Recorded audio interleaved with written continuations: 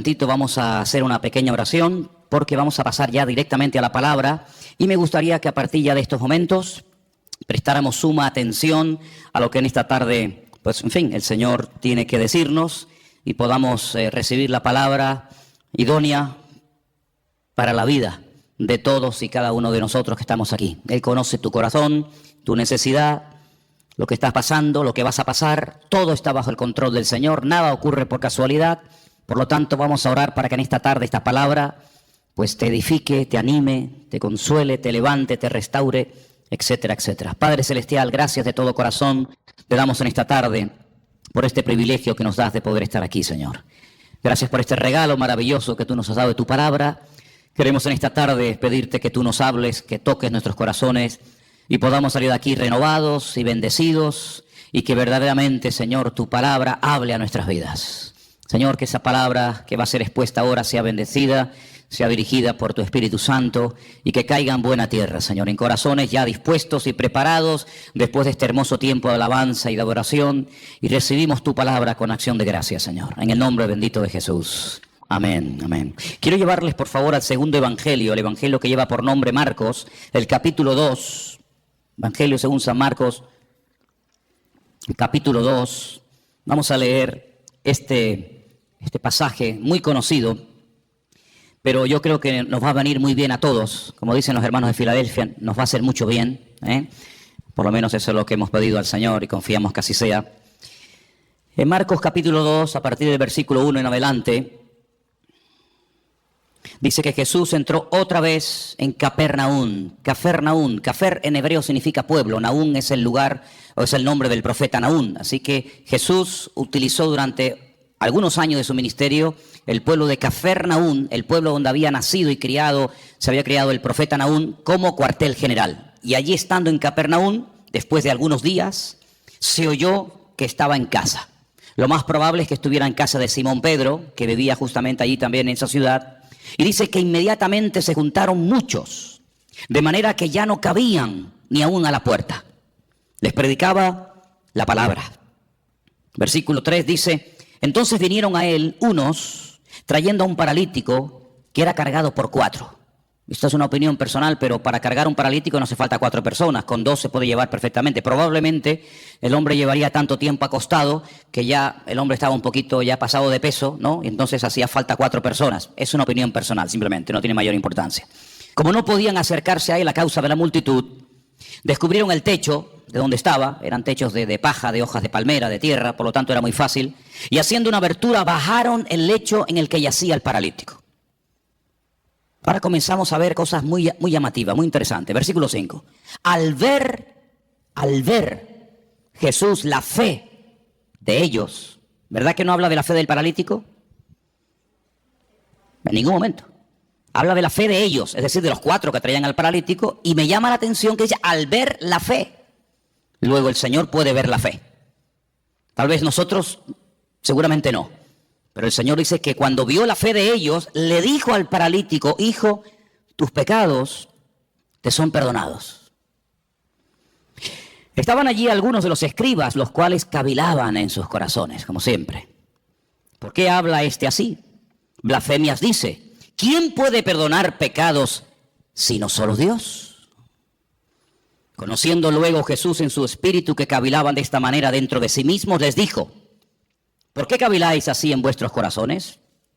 ¿Qué es más fácil? ¿Decirle al paralítico, tus pecados te son perdonados? ¿O decirle, levántate, toma tu lecho y anda? Ustedes sabrán que es más fácil, ¿no? Si una cosa o lo otro. Pues para que sepáis que el Hijo del Hombre tiene potestad, ha recibido autoridad en la tierra para perdonar pecados, le dijo al paralítico: a ti te digo, levántate, toma tu lecho y vete a tu casa. Entonces él se levantó enseguida y tomando su lecho salió delante de todos, de manera que todos se asombraron y glorificaron a Dios diciendo: nunca hemos visto tal cosa. ¿Cuántos dicen amén? Amén. Qué bueno. Seguramente este pasaje ustedes ya lo han oído en cantidad de ocasiones, lo han leído, lo han escuchado en sermones, etcétera, etcétera. Pero en esta tarde le vamos a dar un enfoque diferente. Porque para entender ciertas y determinadas cosas que Cristo hacía y decía, hay que hacer un esfuerzo y volver a su época. ¿Cómo pensaba la gente? ¿Qué estilo de vida llevaban? ¿Cuáles eran sus tradiciones, sus leyendas, sus costumbres? Y entonces vamos a entender mucho más lo que el Señor dice en este pasaje y lo que a continuación también hace. Primeramente vemos a 4 personas que no se desaniman ante los obstáculos, personas con una iniciativa tremenda, la fe que les motiva es imparable, y cuando llegan a la casa donde está el Señor predicando, al ver que no pueden entrar, no se derrumban, no se vienen abajo, no dicen, bueno, venimos otro día, hoy hay demasiada gente, es imposible llegar hasta donde está el Maestro, mañana volvemos, sino todo lo contrario.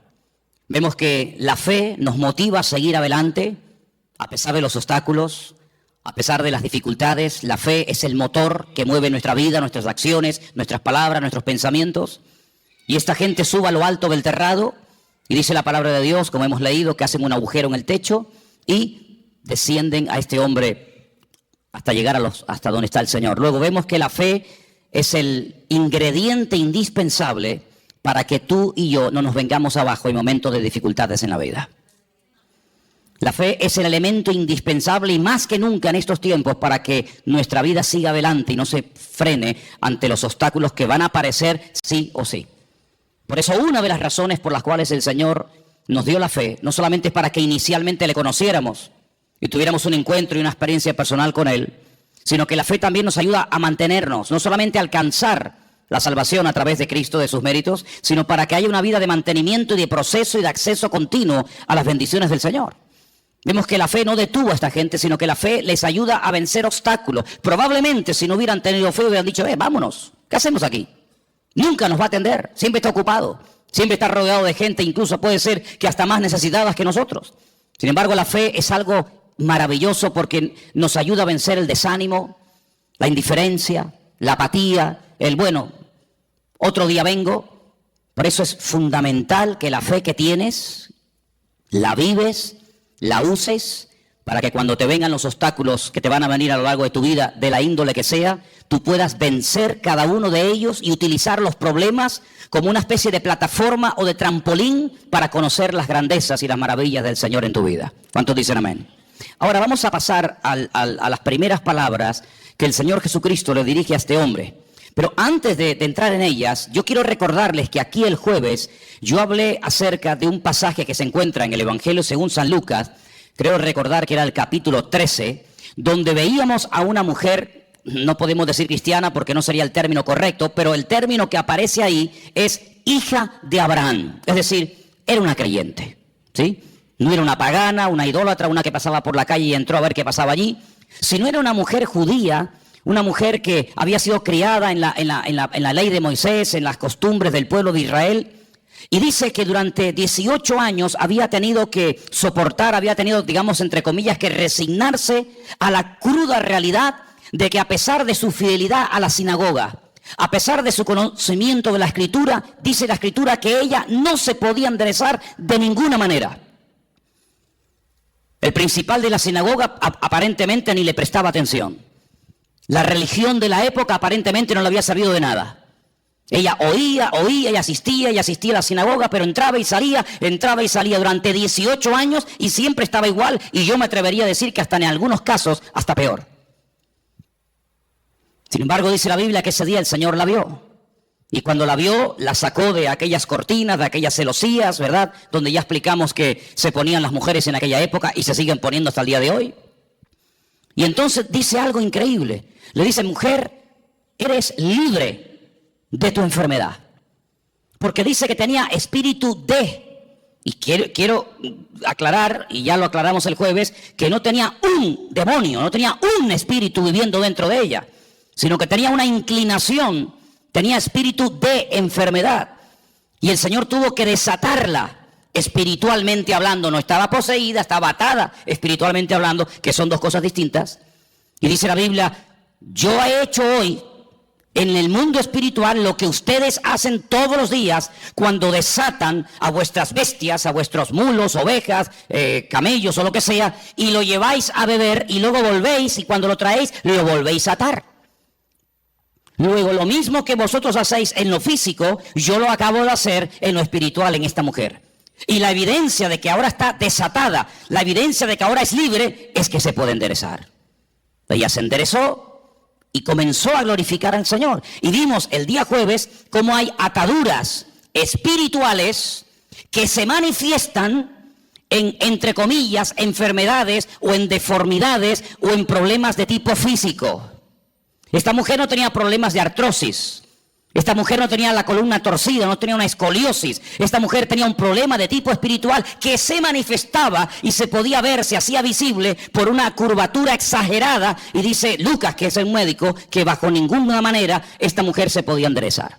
Luego hay ataduras invisibles que se manifiestan de una forma visible. En este caso, lo que tenía por dentro se manifestaba por fuera.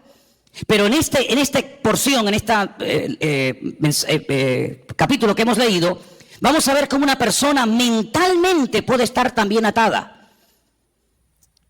En aquellos días, la filosofía de vida era la siguiente: enfermedad, persona enferma, significa que esa persona está en pecado. Porque si no estuviera cometiendo un pecado, la enfermedad no podría tener ningún lugar, ninguna cabida en la vida de esa persona. Fijaros hasta dónde se llegaba.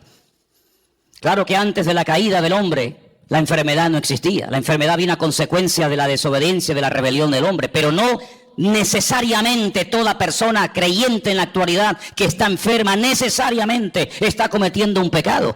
Porque esa filosofía de vida lo único que trae es condenación. Y donde hay condenación, Dios no está, porque Dios nos libra de toda condenación.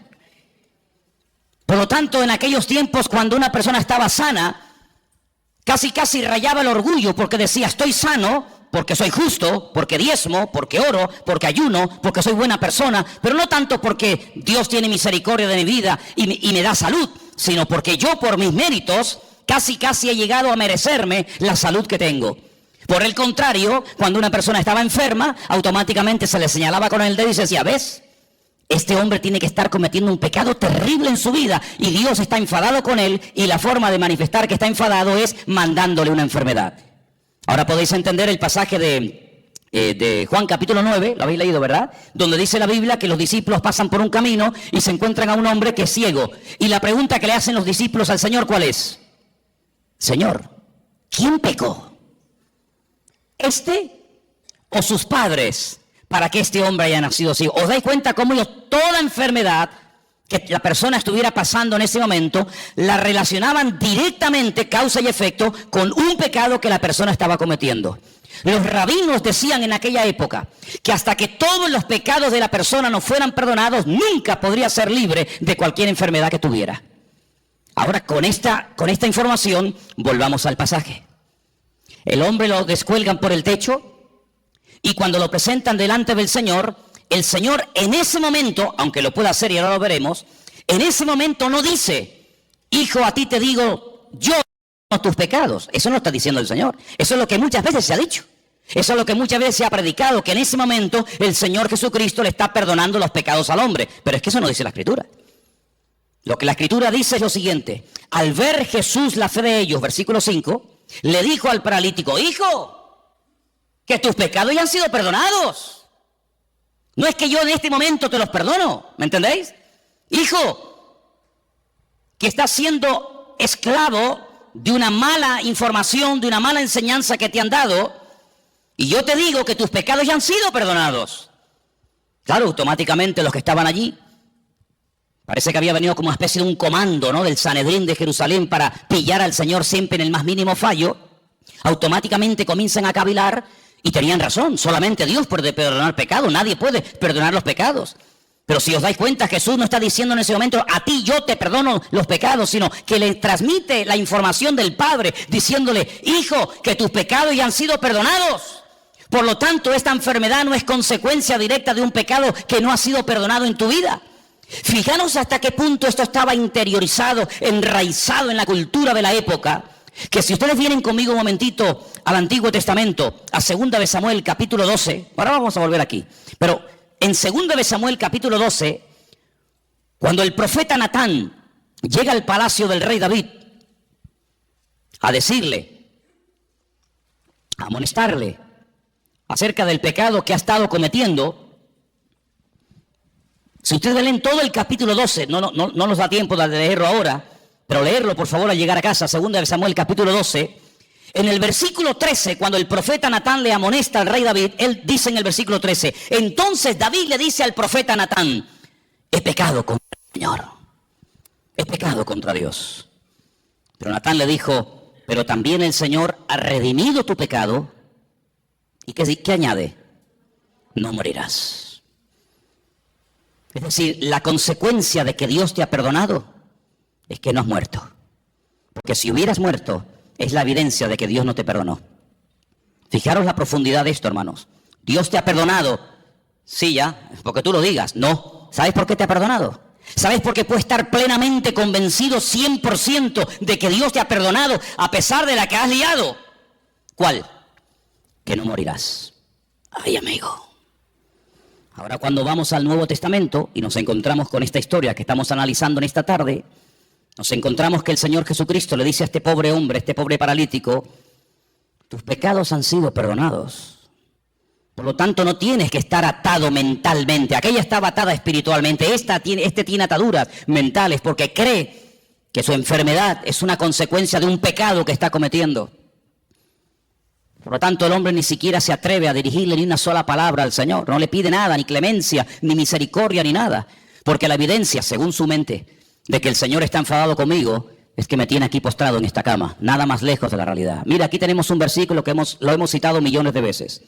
Y el versículo es muy fácil y muy fácil de entender. Conoceréis la verdad y la verdad os hará libres. Dele la vuelta al texto. En vez de creer en la verdad que trae libertad a tu vida, cree en una mentira y serás la persona más esclava y la persona más deprimida y la persona más amargada de todo el planeta Tierra. Porque así como la verdad liberta, la mentira esclaviza y ata. Este hombre estaba atado mentalmente. Claro, ¿qué rabino le iba a decir en su época? Tus pecados han sido perdonados. Pero si han sido perdonados, ¿por qué sigo enfermo? Bueno, ¿cuál es la evidencia? ¿Cuál es la evidencia? Porque claro, decirle, oye, que Dios es un Dios de perdón, es un Dios de misericordia, que tus pecados han sido perdonados, eso no cuesta nada. Por eso el Señor lanza la pregunta. Aquí hay un mensaje en dos direcciones. Primero hacia el paralítico y también hacia los escribas y fariseos que están allí cuestionando la credibilidad de dichas palabras. ¿Cómo se atreve este hombre a perdonar pecados? Es que no está perdonando pecados, está dando la información. Está trayendo consuelo y aliento y esperanza a un corazón que está creyendo en una mentira. Ahora sí hay que demostrarlo. Muy bien, pues entonces ahora viene el momento de la verdad. Ahora lo que tienes que hacer es levantarte, toma tu lecho y sal de aquí caminando y será la evidencia visible, el botón de muestra que demostrará que efectivamente tus pecados son perdonados. El hombre toma su lecho, se levanta, se va y el texto termina diciendo que glorificaron a Dios, se quedaron asombrados y dicen nunca, claro, nunca hemos visto tal cosa, porque nunca le habían enseñado eso. Tú tienes que comenzar a orar, a pedir y a declarar por fe en el nombre del Señor lo que a ti te gustaría ver en tu vida. El gran problema es que muchas veces nuestras palabras, hermanos, son un obstáculo para que la gloria del Señor y el poder de Dios se manifieste en nuestra vida. ¿Quieres ver bendición? Habla bendición, siembra tomates si quieres cosechar tomates. ¿Quieres cosechar patatas? Pues no siembres tomates, tienes que cosechar patatas. Y en el sentido espiritual pasa exactamente lo mismo. ¿Quieres ver bendición en tu vida? Levántate por la mañana, el Señor es mi luz y mi salvación. ¿De quién temeré? Aunque un ejército acampe contra mí, no temerá mi corazón. El Señor está conmigo, Él es mi poderoso gigante, Él es mi pastor, Él me va a abrir puertas, Él me va a sanar, Él me va a bendecir. Y estamos sembrando fe y el que siembra fe, recoge fe. ¿Cuántos dicen amén? Por lo tanto, amados hermanos, tengamos mucho cuidado, no solamente con nuestras palabras, sino con nuestras actitudes y también, como no, con nuestros pensamientos. Porque mucha gente en aquellos tiempos era personas atadas mental, física y espiritualmente, porque habían creído en las mentiras que muchas veces los hombres habían enseñado y se habían arraigado de tal manera en la forma de vida, en la cultura de la época, que la gente era esclava, no porque Dios estaba enfadado con ellos, sino porque ellos mismos se habían atado al creer en mentiras. ¿Habéis prestado atención a la lectura de esta tarde? ¿Sí o no? Jesús se va a otra población, a Nazaret. Coge el pergamino, el rollo del profeta Isaías. ¿Y qué dice? Yo he venido, ¿para qué? Para darle vista a los ciegos. Yo he venido a sanar y a curar a los quebrantados de corazón, a traer libertad a los oprimidos. En otras palabras, a traer esperanza, que ya bastante condenación y bastante amargura tenéis encima. Sin embargo, el Señor vino a darnos libertad de todas nuestras miserias, de todas nuestras pobrezas y de todos nuestros pecados. No es que el Señor anule la ley del Antiguo Testamento, pero el Señor viene a ofrecer la imagen de la misericordia del Señor, que nadie la estaba dando en aquellos tiempos. ¿Os acordáis cuando el Señor le habla tremendamente duro a los escribas y fariseos en Mateo capítulo 23? Si diezmáis esto, diezmáis lo otro, oráis, recorréis tierra y mar para ganar un prosélito y hacéis, pero os habéis olvidado de lo más importante, misericordia quiero y no sacrificio.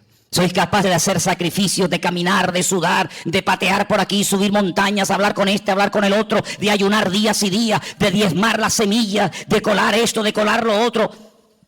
Y lo más importante que es la misericordia, Pero ¿cómo van a aplicar misericordia si ellos no conocen a un Dios de misericordia?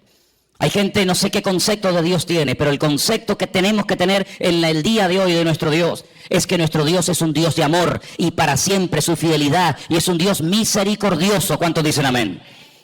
No es que pasa por alto el pecado, pero es un Dios que quiere perdonar, se goza en perdonar.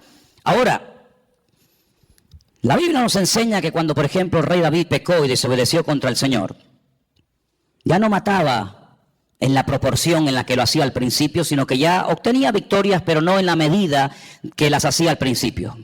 Ya mataba de 1000 en 1000, en vez de 10.000 en 10.000 como al principio. Es decir, hubo un decrecimiento, menguó en la gracia del Señor en su vida. Necesitaba una restauración interior. Y entonces, ¿cómo le vino esa restauración?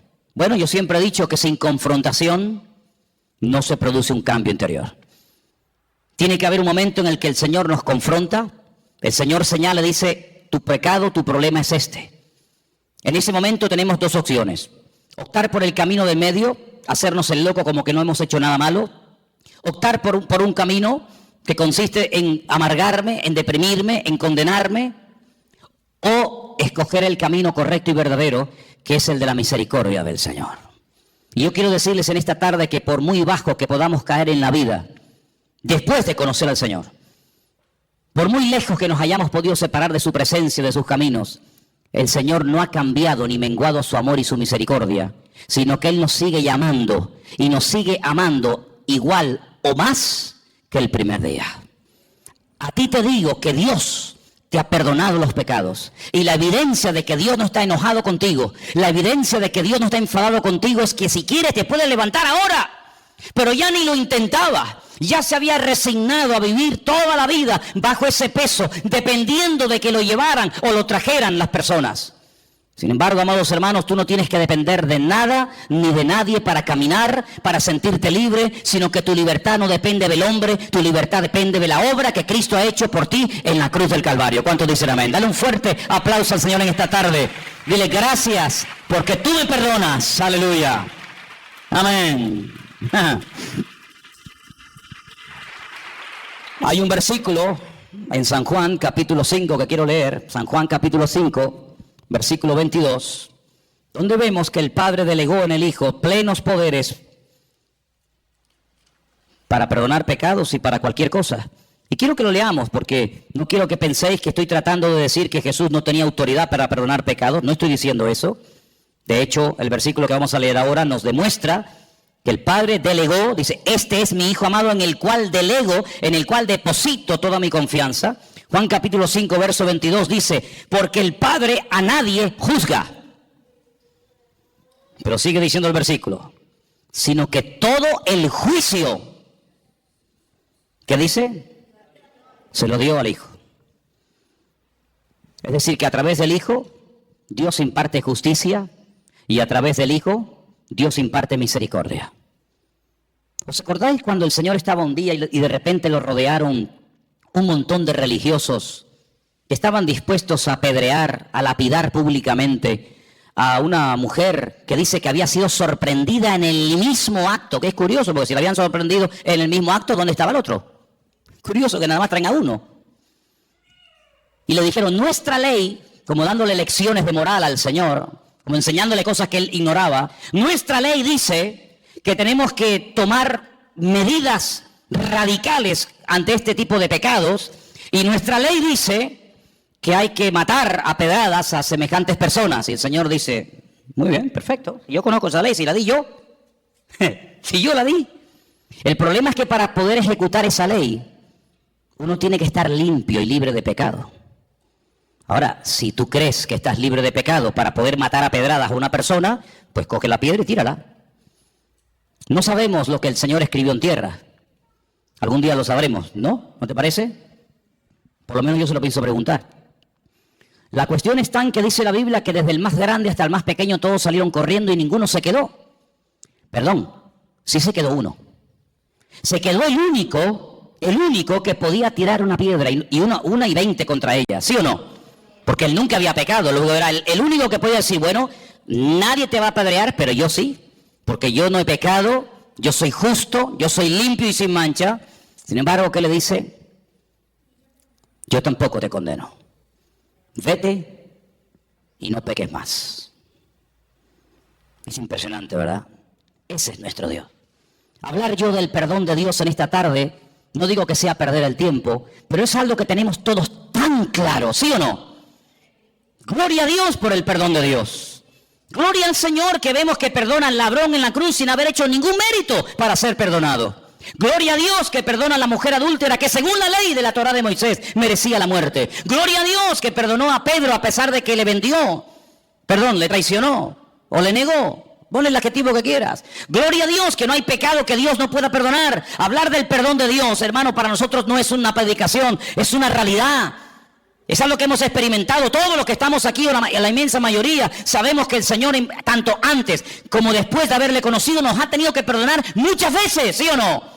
Porque claro, siempre cuando hablamos de perdón y de misericordia, parece que tenemos que volver a nuestra vida anterior a conocerla al Señor. No, yo no hablo de esa, yo hablo después de haberle conocido. O es que después de haberle conocido no hemos roto nada. Es que después de haberle conocido no hemos caído tropezado y pecado. ¿Hay alguno aquí así? Porque antes pecábamos por ignorancia, pero ya después de conocerla a Él, pecamos sabiendo que a nuestro Dios le ofendía el pecado y lo hemos hecho igualmente. Y el Señor nos ha perdonado.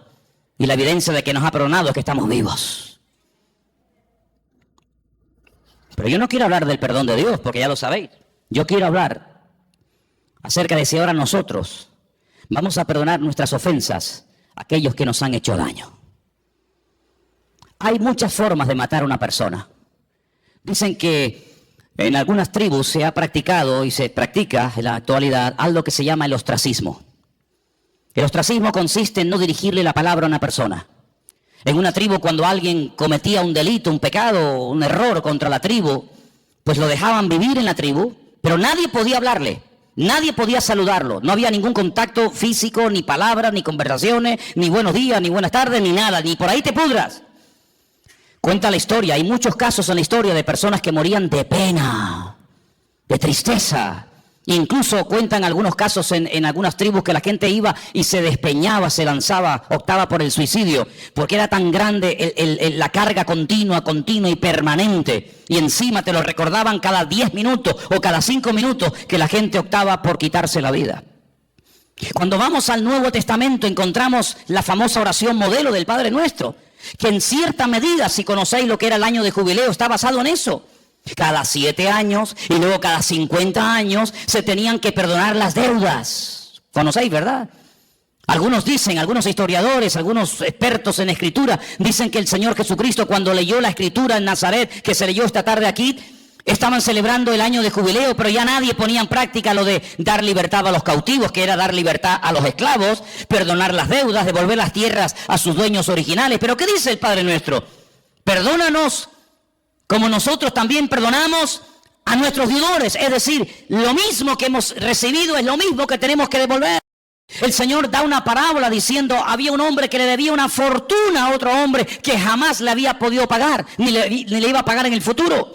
Y todo fue perdonado en un instante porque él pidió misericordia, él pidió clemencia y le perdonaron todo. Y este mismo hombre, con ese perdón, con ese alivio de no deberle nada a nadie, sale a la calle y se encuentra con uno y lo agarra por el cuello y le obliga a que le pague una deuda insignificante.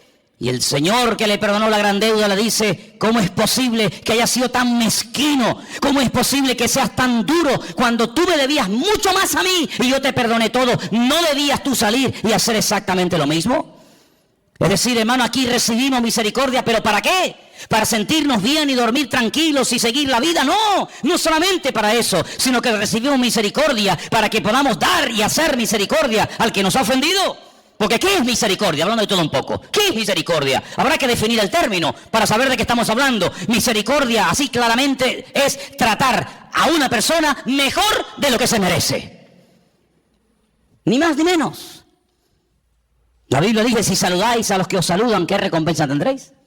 Si amáis a los que os aman, ahí no hay nada, digamos, de extraordinario. El Señor viene en el Nuevo Testamento con el nuevo pacto, con la irrupción de su persona en el reino, con el reino de Dios. ¿Qué nos enseña? A ir más allá de la letra, a ir más allá de la obligación moral de decir, bueno, he hecho esto, punto. No, a ir hasta la segunda milla. Señor, ¿y cuántas veces perdona? A ver, porque habrá un límite en todo esto, ¿no? O tengo que estar siempre perdonando, como si yo fuera un tonto. Y el Señor, ¿qué le dijo? Como diciendo, un número infinitamente de veces. Imaginemos por un instante que Dios a nosotros nos va a perdonar un número determinado de veces. 30 veces, 40, 50, ponle el número que quieras. Al llegar a ese número, toda ofensa, todo pecado, toda caída, todo tropiezo, todo mal pensamiento, toda mala palabra, toda mala acción no puede quedar perdonado porque ya ha llegado el cupo, ya has completado el cupo. ¿Se imaginan lo terrible que tendría que ser vivir la vida cristiana con esa presión, con esa amargura, como este hombre? Qué alivio tan grande cuando el Señor le dijo a este hombre que tu pecado ya han sido perdonados, que no tienes que estar bajo esa condenación, que Dios perdona. Y además tengo una noticia buenísima para todos nosotros, que el único que en esta vida perdona y además olvida es nuestro Dios. ¡Wow! Perdona y olvida.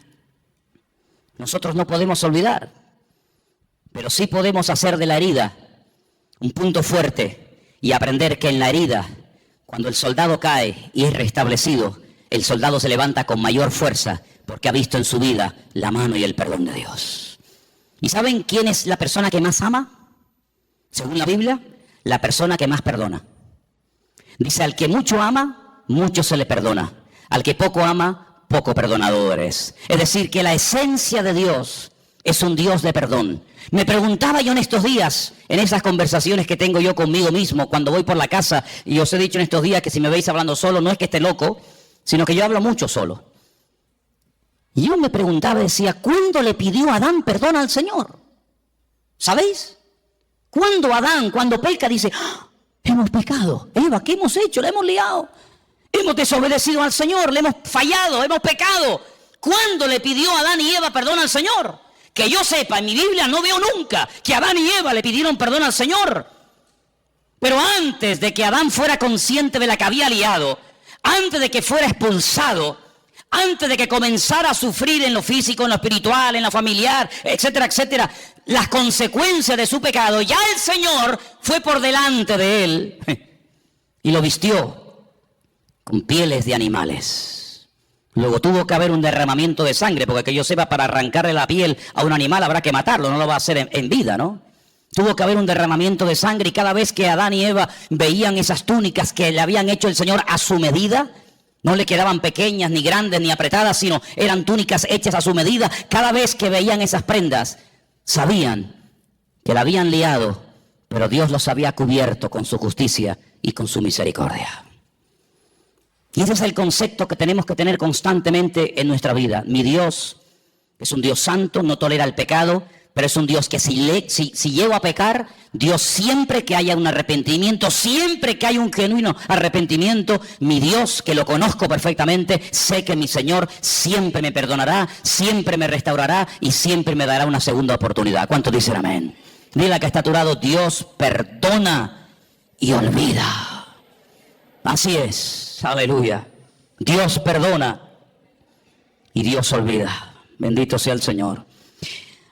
Algo que hace años escuché y tal vez nos pueda hacer mucho bien en esta tarde a todos y a cada uno de nosotros es cuando me encuentro en una situación, no sé, de enfermedad, de dolor, de tristeza, de angustia, en fin, de lo que sea, hazte la siguiente pregunta: ¿qué haría en mi lugar el Señor Jesús?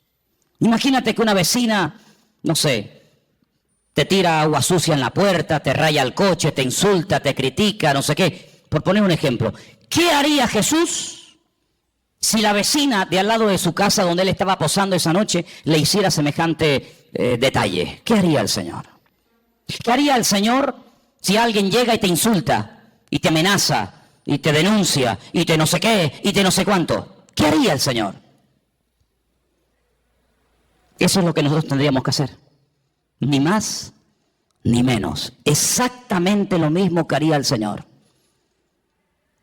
Es interesante notar que cuando el Señor Jesucristo resucitó, la Biblia nos da una lista muy detallada de las personas, lugares que fue a visitar después de su resurrección. A una de las personas que específicamente fue para encontrarse con Él, para restaurarlo, ¿sabéis de quién hablo, verdad? Del apóstol Pedro.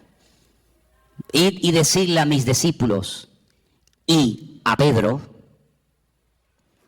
Y el Señor Jesucristo se va desde Jerusalén, lugar donde había sido muerto, crucificado y resucitado. Recorre prácticamente todo el país y se va justo al mar de Galilea, donde allí estaba Pedro, volviendo otra vez a las andadas, volviendo otra vez a la pesca, contagiando con su desánimo y con su decisión a otros discípulos para volver a la pesca cuando tenían que tener clarísimo que ya por ahí no iban los tiros, pero allí se va el Señor. Y el Señor se entrevista con Pedro, y el Señor restaura a Pedro, y el Señor le vuelve a decir algo tremendo, que a lo mejor tú y yo nunca le diríamos a nadie: pues apacienta mis corderos. Y alguien podía objetar y decir: pero Señor, pero si cuando te vio hacer milagros, cuando te vio caminar por encima de las aguas, cuando te vio multiplicar panes y peces, la lió y dijo que no te conocía, ahora que te vas, le vas a delegar a Él la responsabilidad, y como a uno de nosotros, de atender ovejas, de atender gente nueva, de pastorear iglesias, de difundir el evangelio. Pero Señor, ¿no te das cuenta que de este hombre nadie se puede fiar? Que ya la lió una vez, y si la lió una vez, ¿quién nos asegura que no vuelva a hacerlo? Bueno, tenemos un pasaje tremendo para que veáis la reacción del Señor y la reacción del hombre ante un pasaje o una circunstancia parecida. Dice la Biblia que hubo un desacuerdo terrible entre Pablo y Bernabé. ¿Por qué? Porque dice que Marcos en el primer viaje misionero los había abandonado, ¿sí o no? Y llega el momento de celebrar el segundo viaje misionero y Bernabé dice: bueno, pues vamos otra vez juntos, Marcos, yo, Bernabé, y tú, Pablo, y Pablo dice: bajo ningún concepto, de ninguna manera. ¿Pero por qué? Porque este hombre nos abandonó en el primer viaje, ¿no te acuerdas? Que cuando se pusieron las cosas difíciles y cuando hubo problemas, cogió y se mandó a mudar y nos dejó tirados. Y Bernabé le habrá dicho: bueno, pero es verdad, tienes razón, yo estaba allí, yo sé lo que estás diciendo, pero vamos a darle una segunda oportunidad al chico. Ya ha crecido, ya ha madurado, ha pasado un tiempo, capaz que el hombre se ha arrepentido, ha recapacitado, se ha dado cuenta de que así no se puede ir por la vida. Ahora sí, ahora no, ahora cuenta conmigo, ahora no estoy para nadie. Y Pablo dice: bajo ningún concepto. Y dice que hubo tal desacuerdo entre estos dos grandes hombres de Dios, Bernabé y Pablo, que dice la palabra que Pablo se fue por tierra con Silas, y se fue Bernabé por mar a la isla de Chipre, de la cual era, con Marcos. Así actúan los hombres, así actuamos los seres humanos. Como dicen algunos, el que la hace la paga, ¿verdad? Ni perdono ni olvido, dicen otros. Terrible. Sin embargo, el Señor Jesucristo llega a Galilea y podía haberse reunido con Juan, con Santiago, con Tomás, con Felipe, etcétera, y decir: bueno, Pedro, tú me dijiste que no me conocías, tú blasfemaste, tú dijiste que no querías saber nada de mí, por lo tanto, déjanos en paz, vete con los tuyos, que yo tengo a mi gremio. No. Yo quiero volver a incorporarte, yo quiero volver a integrarte y quiero volver a confiar en ti. De hecho, te lo digo.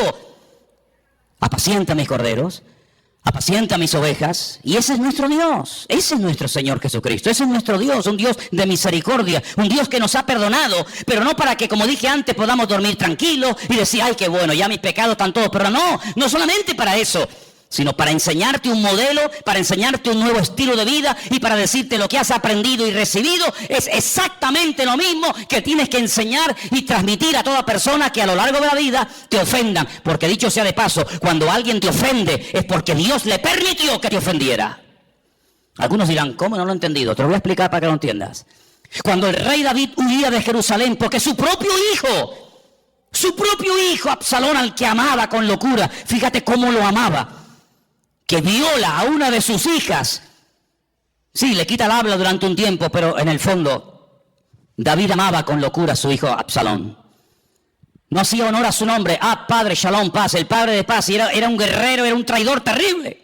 Un hombre que dice que se paraba en las puertas de Jerusalén y cuando alguien venía a consultar, a pedirle consulta o consejo al rey, dice que él robaba el corazón del pueblo. Ay, si yo fuera rey, ay, si me nombraran rey, mi padre siempre está liado, siempre está ocupado, yo te trataría con benevolencia. Un ladrón de corazones, terrible. La palabra del Señor nos enseña que quería matar a su propio padre. ¿Qué hace David? Sí, van a ir al campo a buscarlo, van a ir a por él, pero por favor, tener misericordia de mi hijo, no me hagáis daño, no me lo matéis. No le hicieron caso, todos sabemos, ¿verdad? El resto de la historia. Pero cuando David salía huyendo descalzo y llorando, subiendo la cuesta del Monte de los Olivos, como dice en el Antiguo Testamento, dice que le salió en el camino un hombre tirándole piedras, escupiéndole, maldiciéndole. Hombre sanguinario, eso te pasa porque has derramado sangre inocente. Y le está recordando ¿qué? Le está recordando la muerte de Urías. No es que mató al gigante Goliat, ese día lo aplaudieron, pero le están echando en cara todos los pecados que había cometido. Qué crueles somos, Cuando queremos ser buenos, somos los más buenos del mundo. Cuando queremos ser crueles, rebuscamos en el cajón de la basura para justificar nuestras miserias. Como le decía un día el Señor a Job, ¿me vas a condenar a mí para justificarte tú? Es increíble, ¿verdad? Cuando queremos justificarnos y salir por la vida de bueno, buscamos todas las miserias de todo el mundo. Y mira fulano, y mira lo que hizo, y mira lo que dijo, y mira lo que y el Señor dice, todo lo que te hagan a ti son pajitas, pero todo lo que tú tienes son vigas dentro de tu propio ojo, querido. Y dice la Biblia que cuando aquel hombre comenzó a maldecir, a tirar piedras contra el rey David, un soldado le dijo, mi señor, ¿me das permiso para que vaya y arremeta contra ese hombre y lo mate y lo deje seco en el sitio? Y le dijo, no levantes la mano contra él.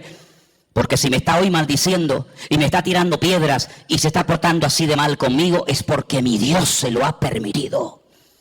Porque mi Dios es el que somete a los enemigos más grandes y poderosos que yo bajo la planta de mis pies. Pero la Biblia dice que hay tiempos en la vida para reír. Cuando sea tiempo de reír, mátate de la risa, disfruta. Pero cuando sea tiempo de llorar, no quieras reír, porque si es tiempo de llorar, como dice la Biblia, llora todo lo que puedes. Porque por cada lágrima que salga de tu corazón, el Señor trae una restauración y trae algo nuevo, una bendición nueva para tu vida. Así que si hoy es tiempo de humillación, hoy es tiempo de huir, hoy es tiempo de sufrir y de llorar, ¡gloria a Dios! Y llegó el momento cuando David volvió y ese mismo que se le había aparecido en el camino para matarlo, para humillarlo, fue el primero que fue a darle la bienvenida diciendo, Rey David, perdóname, lo siento, se me fue la olla, no sé lo que me pasó aquel día. Y David le dice, tranquilo, no te preocupes, venga, vete para casa que aquí no ha pasado nada. ¿Te das cuenta, hermano? Esto no es fácil, esto no se aprende tocando un botón ni leyendo un libro. Esto es una lección que tendremos toda la vida para aprenderla.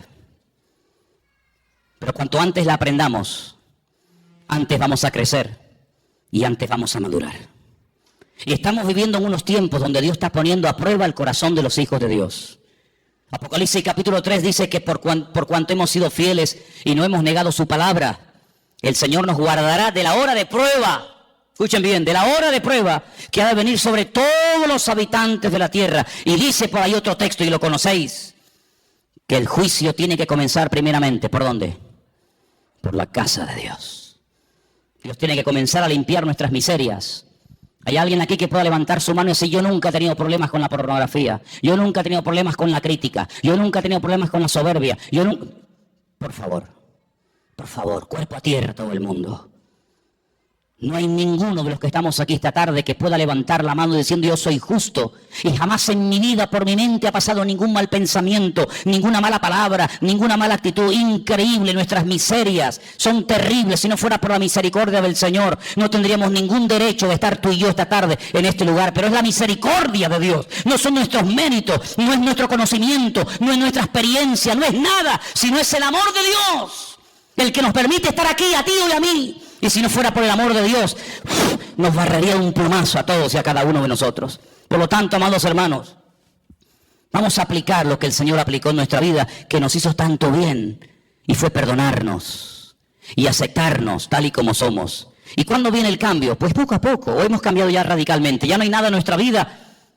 Todavía hay cosas que tienen que ser superadas y cambiadas. Pero hoy el Señor nos recuerda lo mismo que le dijo a aquel pobre paralítico que estaba atado psicológicamente. Hijo, que tus pecados ya han sido perdonados. Y cuando te levantes mañana por la mañana, o te vayas a dormir esta noche, o vayas conduciendo a tu casa, o me da igual a dónde vayas, recuérdate siempre que todos y cada uno de los pecados que cometimos delante del Señor, siempre y cuando hubo un genuino arrepentimiento, y le confesamos nuestros pecados a Él, dice la Biblia, Él es fiel y justo. Él es fiel y justo para perdonarnos de todo pecado. Y la sangre de Jesucristo, su Hijo amado, nos limpia de todo pecado. ¿Cuántos dicen amén? Cierra tus ojos ahí donde estás. Un mensaje clarísimo, sencillo y directo. ¿Para qué? Para que entendamos que Dios no está enfadado contigo. Para que entendamos que Dios es un Dios de amor. ¿Sabes contra quién se enfadó? ¿Sabes a quién abandonó? ¿Sabes sobre qué cargó tu pecado y el mío, el Señor, el Dios Todopoderoso? Sobre su Hijo Jesucristo. Con Él se ensañó. Dios mío, ¿por qué me has desamparado? Contra Él el Padre se ensañó, lo dejó solo en la cruz. Permitió que lo escupieran, que lo coronaran con corona de espinas, que lo flagelaran vilmente, cruelmente, hasta la extenuación, que lo clavaran de pies y de manos, que se creyera más solo que la una. Cuando los miles y miles de enfermos, cojos, mudos, paralíticos, ciegos, endemoniados, ninguno salió en su defensa.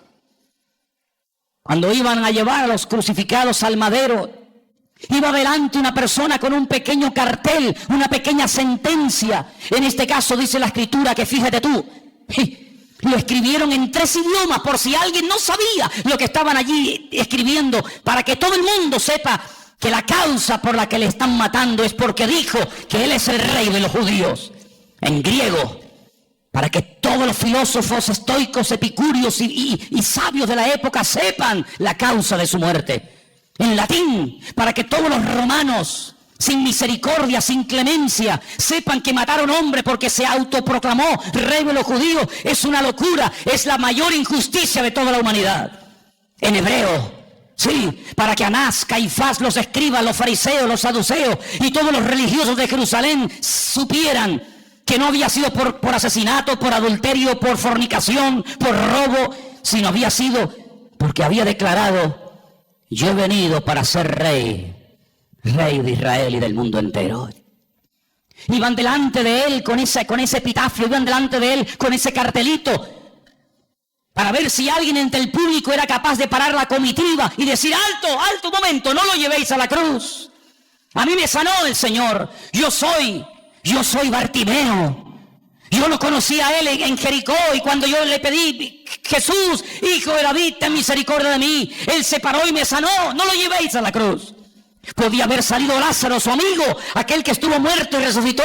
Yo estuve muerto, yo sé cómo sabe la muerte, yo sé cómo sabe la oscuridad de la tumba, pero oí mi voz, oí su voz: Lázaro, y salí fuera. Tampoco estaba.